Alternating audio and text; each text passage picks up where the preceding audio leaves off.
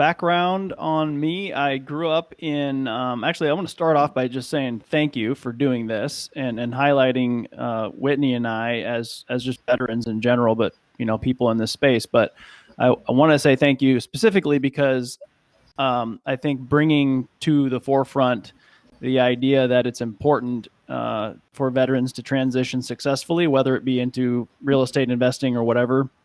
I really think that it's important for veterans to see veterans who have successfully transitioned to let them know that there is something else out there for them. As long as they're breathing, they need to go out and find that, whatever it is. So appreciate this for that. So anyway, I grew up in central Iowa, graduated from high school, moved out to California with a buddy and I just said, I'm out going to California, and ended up going to college. Graduated from UC Santa Barbara and enlisted actually in the Army after college. I chose to be on the enlisted side rather than the officer side because it paid off all of my college debt, and which was amazing. And then got my master's in aeronautical science before I got out. And I loved the military. I was in special operations my entire time in service, and I got to manage 27 Joes and got them all to enroll in college and just help them out. And I really got a lot of fulfillment from helping out my squad. So, coming, my transition from there quickly was just coming back to the San Francisco Bay Area, where my wife, now of 15 years, she's from there. And I kind of eyes wide open as an Iowa kid, and then living in Georgia, I'm used to the $150,000 house, right? That's like very common for most parts of the country. And eyes wide open, this is 2011, just going, holy cow, the cheapest thing I can find is $500,000. How am I going to do this? But I had the VA loan and I was able to make it happen for our family. So thanks to that. Otherwise, I wouldn't have had $100,000 coming out of the military to put down on a property. So then I just started, looking at what was going on around me and realized that in 2 years' time in the San Francisco Bay Area, our house had appreciated. And I was like, okay, there's something to real estate. What's going on here? People are making millions of dollars in real estate. I want some of that. Let's go. How do we do this? So that's kind of how it got started for me. And we can talk more about, where it went from there, but ended up in multifamily. Started with some single family stuff and then ended up in multifamily. Awesome. That's great. And then Whitney, what about you? Could you kind of give us your background and where you're from and all that good stuff? For sure. No, I'm grateful again, guys, for the opportunity. Thankful for this, and definitely thankful to all our veterans who have served and are serving us still today. So, guys, yeah, I'm from Roanoke, Virginia. That's where I live now. I was born and raised in Kentucky, where I was there until really I joined the military at 17. And I was in the Guard, and that was in 2001, and so I would say March of 2001. So that was when we thought nothing's going to happen, right?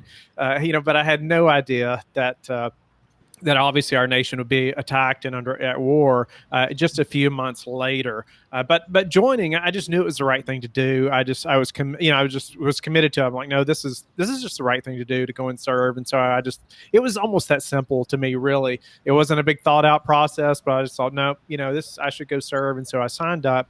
But then obviously, it wasn't long till I found myself spending a year in Iraq, toting around a machine gun, praying every day I get to go home. And unfortunately, not everybody did get to go home, but, I did. And the Lord was very kind and protected me and in many, many, many, many ways.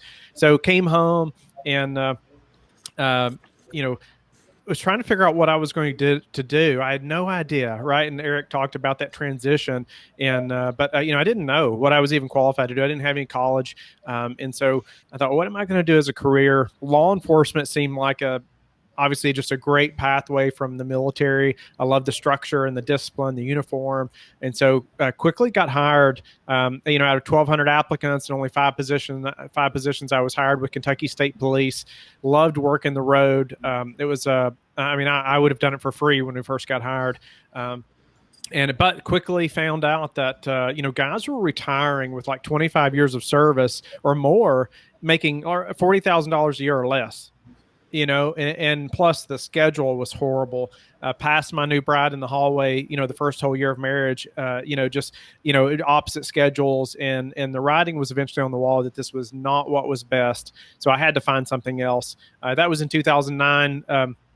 Read some books about real estate, Rich Dad Poor Dad, amongst others. My eyes were open to that possibility. I wasn't raised around entrepreneurs or, other real estate guys or investors, but notice that there's, if all these other people can do it and can build wealth in real estate, I can do it too. And so we jumped right in, made a bunch of mistakes, on the first property, just learned a lot. It was really our own university. But I quickly became a federal agent, and that moved us to Virginia, where I still live now, but still pursued real estate, but still had just this kind of the small mentality of, pursuing single family or small multis. And it wasn't until probably 4 years ago that I learned about this thing called syndication. I had no idea that this was out there. But once I learned about that, we jumped in completely. We sold everything else and just completely committed to the syndication business. And obviously started a daily podcast. We have almost $100 million in assets under management, mostly within the last year that we've closed on most of those. And like I said, interviewed over 700 people on our show in the last 2 years. And so we just committed to that. And a lot of that, I give credit to the Lord and just giving us strength and making all that happen while working full time mostly as well, and doing deals, but also to my military time.